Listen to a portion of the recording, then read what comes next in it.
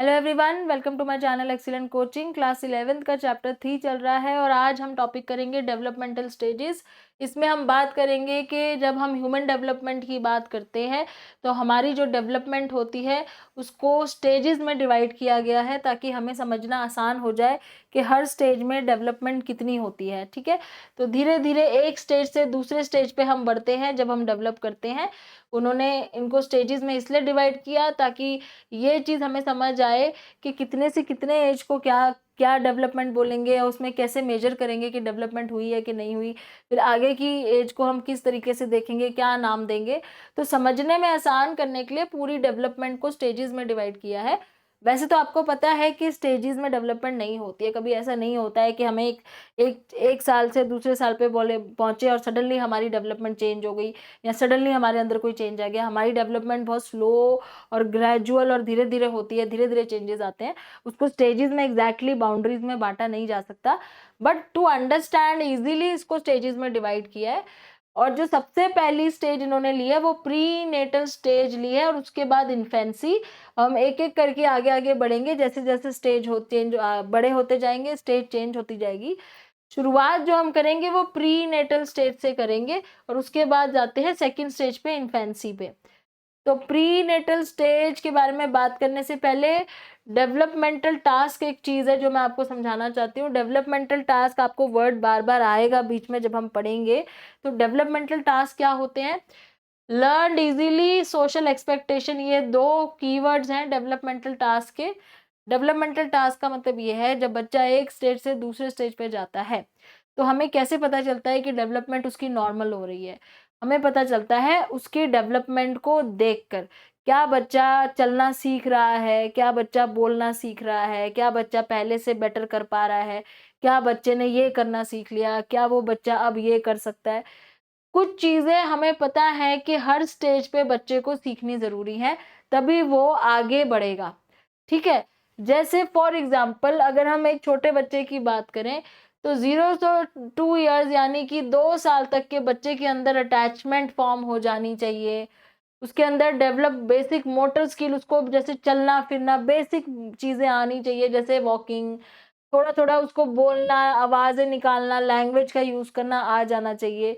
तो जब हम ये चीजें देखते हैं जो हमें सोशली हम एक्सपेक्ट करते हैं बच्चे से कि उसको इस एज में आ जाना चाहिए, 2 साल तक के एज में, और वो उसको इजीली सीख भी लेता है, तो ये हो गया पहला डेवलपमेंटल टास्क। जब वो इसको अचीव कर लेता है तो हम मानते हैं कि उसने अपनी एक स्टेज पूरी कर ली है। ठीक है, और इससे हम क्या चेक कर सकते हैं कि उसकी डेवलपमेंट नॉर्मल हो रही है कि नहीं हो रही। तो डेवलपमेंटल टास्क हमें ये मेजर करने में हेल्प करते हैं। क्या मेजर करने में? दैट मेजर नॉर्मल डेवलपमेंट, कि डेवलपमेंट जैसी होनी चाहिए नॉर्मली वैसी हो रही है कि नहीं हो रही। ये चीज हमें पता चलती है जब बच्चे उस डेवलपमेंटल टास्क को अचीव कर लेते हैं, पूरा कर लेते हैं उस पर्टिकुलर एज तक जहां तक हमने प्रिडिक्ट किया है, अंदाजा लगाया है कि इस एज तक बच्चा ये सारी चीजें कर सकता है। ऐसे ही और एक एग्जाम्पल कि अगर अर्ली चाइल्डहुड का बच्चा है 2 से 6 साल के बीच में, उसके कॉग्निटिव स्किल जो है और डेवलप हो जाने चाहिए। तो यानी कि उसको काउंटिंग आनी चाहिए, उसको शेप्स को पहचानना आ जाना चाहिए जब तक वो 6 साल का हो। यानी कि उसका अगला डेवलपमेंटल टास्क है जो वो ये है कि अगर वो 6 साल तक का हो जाता है तो ये चीजें वो करनी सीख चुका हो। अब अगर वो कर लेता है दैट मीन्स उसकी डेवलपमेंट बिल्कुल नॉर्मल हो रही है। और इसके बाद वो सारी चीजें जो इस एज में उसको आनी चाहिए वो सीख लिया, तो एक स्टेज उसकी और क्रॉस हो गई। अब वो अगली स्टेज पे एंटर करेगा जिसको बोलेंगे मिडिल चाइल्डहुड।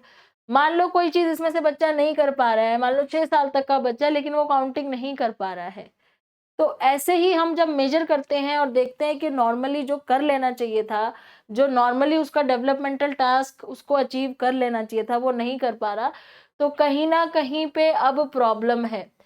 तो ये इंडिकेशन होती है कि हमें पता चलता है कि ठीक है, अगर बच्चे को उस साल में वो चीज कर लेनी चाहिए थी, वो अचीव नहीं कर पाया, दैट मीन्स कि अब हमें इसको ऑब्जर्व करने की जरूरत है और चेक करने की जरूरत है कि क्यों स्लो हो रही है प्रोग्रेस, क्या प्रॉब्लम आई है, क्यों नहीं हो पा रहा है, क्या उसका एनवायरनमेंट ऐसा नहीं था जहाँ पे वो सीख नहीं पाया, क्या जेनेटिकली कोई प्रॉब्लम है। तो वो चीज अब वहां पे हमें फाइंड आउट करना है, आइडेंटिफाई करना है कि जो डेवलपमेंटल टास्क था वो उसने क्यों नहीं करा पूरा उस एज तक जिस एज तक उसको कर लेना चाहिए था। ठीक है। फिर वहीं से तो हमें पता चलता है कि बच्चे में कोई लर्निंग डिसेबिलिटी तो नहीं है कहीं, जैसे आपने सुना होगा कि डिसलेक्सिया बहुत कॉमन जो चीज़ है वो मैं आपको बता रही हूँ कि डिसलेक्सिया हम सब ने सुना हुआ है। तो यहीं से ऐसे ही पता चलता है कि जब हम चेक करते हैं कि बच्चे ने डेवलपमेंटल टास्क अपना पूरा नहीं किया, दैट मीन्स हमें चेक करना चाहिए कि प्रॉब्लम बच्चे में है या एनवायरनमेंट में है कि उसको सिखाया ही नहीं गया। आगे फिर जैसे मिडिल चाइल्डहुड का एग्जांपल है कि अगर 6 से 11 साल में बच्चा है तो उसके पीयर रिलेशनशिप, दोस्तों के साथ रिलेशनशिप्स होने चाहिए। फिर उसकी एकेडमिक स्किल्स वो मास्टर कर ले कि रीडिंग, राइटिंग, मैथ, ये सारी चीज़ें मास्टर कर पाए। 11 साल तक आते आते उसको रीडिंग राइटिंग प्रॉपर आ जानी चाहिए, मैथ के बेसिक स्किल्स उसको क्लियर हो जाने चाहिए। अब ये अगर कर लेता है तो दैट मीन्स उसने अपना डेवलपमेंटल टास्क अचीव कर लिया, अब वो अपने अगले स्टेज में जा सकता है। नहीं करता है तो अगेन वही चीज़ कि आइडेंटिफाई करो प्रॉब्लम कहाँ है, क्या एनवायरनमेंट में प्रॉब्लम है या उसको उसके बच्चे के अंदर कुछ जेनेटिकली, साइकोलॉजिकली किस तरह की प्रॉब्लम है। फिर अगला एडोलेसेंट में भी कुछ ऐसा ही होता है कि आप अगर 11 से 21 साल एडोलेसेंट एज में हो तो आपके अंदर आइडेंटिटी फॉर्मेशन की जो है वो प्रोसेस शुरू हो जाता है। इंडिपेंडेंस डेवलप करना, पीयर ग्रुप्स के साथ नेविगेट करना, एडल्ट के रोल अपने एक्सेप्ट कर लेना, प्रिपेयर हो जाना। तो ऐसे ही, ये तो 4 ही मैंने लिखी है यहाँ पे, लेकिन हर स्टेज के कुछ ना कुछ डेवलपमेंटल टास्क होते हैं जो हमें हर स्टेज में पूरे करने होते हैं, सीखने होते हैं, अचीव करने होते हैं, जिससे हम धीरे-धीरे अगली स्टेज पे चले जाते हैं। और ये हमारे ही बनाए हुए हैं, जिससे हमें ये पता चल जाता है कि नॉर्मली डेवलपमेंट हो रही है। और अगर वो नहीं हो पाते हैं अचीव तो हमें ये आइडेंटिफाई करना होता है कि वो क्यों नहीं हो रहा है, इसके पीछे क्या रीज़न है और कहीं कोई प्रॉब्लम तो नहीं है बच्चे को, ठीक है? तो ये डेवलपमेंटल टास्क होते हैं और ये स्टेजेस से ही जुड़े हुए हैं, इसलिए मैंने आपको समझाया। तो जब भी हम किसी की बच्चे की डेवलपमेंट की बात करते हैं तो हमें उसमें 2 चीज़ें देखनी होती है। एक तो वो कौन-सी स्टेज पे है और दूसरा कौन-कौन से डेवलपमेंटल टास्क वो कर चुका है, सीख चुका है। अब जैसे पहला स्टेज है प्रीनेटल स्टेज।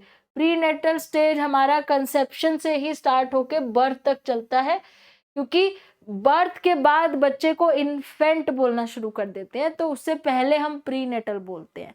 जब उसका बर्थ होता है तब तक हम उसको प्रीनेटल बोलते हैं, ठीक है? और जब बच्चा पैदा होता है, जब उसका बर्थ होता है तो उसको न्यूबॉर्न बेबी को नियोनेटल बोलते हैं, ये भी आपको पता होना चाहिए। नियो का मतलब होता है न्यू और नेटल मतलब बॉर्न। प्रीनेटल मतलब बर्थ होने से पहले, नियोनेटल मतलब बर्थ होने के बाद न्यू बॉर्न। तो प्रीनेटल कंसेप्शन से बर्थ तक 40 वीक्स का समय है, जिसको प्रीनेटल स्टेज बोलते हैं। और ये बहुत सारी चीज़ों से अफेक्ट होता है, इसके ऊपर अफेक्टेड बाय मैनी फैक्टर, जैसे कि जीन्स, ऑब्वियसली पेरेंट्स के जीन्स का असर होता है, एनवायरनमेंट का होता है। एनवायरनमेंट में बहुत ज़्यादा जो इफेक्ट पड़ता है वो टेरेटोजेंट्स का पड़ता है, ये इंपॉर्टेंट है, इसको आपने मार्क करना है। जैसे एनवायरनमेंट में पॉल्यूशन है या आसपास ड्रग्स वगैरह की आसपास स्मेल है, या कई बार होता है कि मदर फादर में से कोई एक ड्रग्स ले रहा है। फिर रेडिएशन, जैसे एक्सरे है, तभी तो कहते हैं जो एक्सपेक्टिंग लेडीज होती हैं, प्रेग्नेंट होती हैं, उनको बोलते हैं कि आपने एक्सरे नहीं कराना है, क्योंकि एक्सरे जैसी रेडिएशन का बच्चे के ऊपर बहुत गलत असर पड़ता है, बच्चे के अंदर कोई प्रॉब्लम आ सकती है, ठीक है? तो ये सब टेराटोजेंस है जो नेगेटिव इफेक्ट डालते हैं बच्चे के ऊपर, बहुत ही ज्यादा गलत इफेक्ट डालते हैं, नेगेटिव। फिर मैटरनल कैरेक्टरिस्टिक्स आ जाती हैं, जैसे मदर की एज, इसके ऊपर बहुत असर होता है प्रीनेटल स्टेज में कि मदर किस एज में प्रेग्नेंट हुई है, उसके हार्मोन्स वगैरह नॉर्मल हैं या किस कोई कमी है, क्या न्यूट्रिशनल कमी, कोई प्रॉब्लम तो नहीं है मदर के अंदर, मदर का न्यूट्रिशन कैसा है, कहीं वो मेल नरिश तो नहीं है, प्रॉपर न्यूट्रिशन ले रही है कि नहीं ले रही, मदर का इमोशनल स्टेट कैसा है, क्या वो खुश है या वो उदास रहती है, क्या वो स्ट्रेस में रहती है, इमोशनली कैसे हैंडल करती है अपने आप को, और मदर को कोई डिसीज तो नहीं है। जैसे एग्जाम्पल में रूबेला और HIV और 2-3 और दे रखे हैं आपके बुक में। तो अभी क्योंकि बच्चा पैदा नहीं हुआ है, ये प्रीनेटल स्टेज में है, तो बहुत ज़्यादा से ज़्यादा इसका एनवायरनमेंट जो क्या है वो मदर के आसपास है, कि मदर कैसी है, उसकी हेल्थ कैसी है मदर की, वो इमोशनली, फिजिकली, सोशली, मेंटली, हर तरीके से मदर की हेल्थ कैसी है, वो किस तरीके से मदर के आसपास का एनवायरनमेंट है, वो जहाँ रह रही है उसके ऊपर क्या। अब मदर अगर बहुत पोल्यूटेड एरिया में रह रही है तो कहीं ना कहीं वो जो अपने अंदर पॉल्यूशन ले रही है उसका असर बच्चे पे जा रहा है। ठीक है। या मदर कोई ऐसी जगह पे रहती है जहाँ पे बहुत ज़्यादा आसपास अल्कोहल, ड्रग्स और इस तरह के सब्सटेंसेस हैं, तो कहीं ना कहीं मदर के ऊपर उसका जो इमोशनल स्टेट के ऊपर नेगेटिव इफेक्ट जा रहा है। और कभी कभी तो मदर खुद ही, अगर जैसे कई बार कई लेडीज़ को आदत होती है, वो ड्रिंक करती है, वो बाद में भी इस चीज़ का ध्यान नहीं रखती हैं, तो मदर खुद ही ले रही है, या वो किसी रेडिएशन के अंदर गलती से आ गई है, तो ये सब एनवायरनमेंट है जो मदर के ऊपर इफेक्ट पड़ रहा है, लेकिन अल्टीमेटली वो एनवायरनमेंट बच्चे के ऊपर असर डाल रहा है, और मदर की अपनी खुद की कैरेक्टरिस्टिक्स हैं। तो अगर हम प्री नेटल स्टेज की सिर्फ बात करें, जो हम बर्थ से पहले की बात कर रहे हैं, तो उसमें ये सारे फैक्टर्स ही इम्पॉर्टेंट माने जाते हैं, जिसका असर इसकी प्री नेटल बच्चे की डेवलपमेंट पे होता है। ठीक है। अब नेक्स्ट वीडियो में हम आगे बात करेंगे इन्फेंसी स्टेज की, जो आपकी स्टार्ट होती है बर्थ से 2 साल, यानी नियोनेट होते ही 2 साल तक बच्चा इन्फेंट कहलाता है, जिसको हम एक वीडियो में बात करेंगे। Thanks for watching.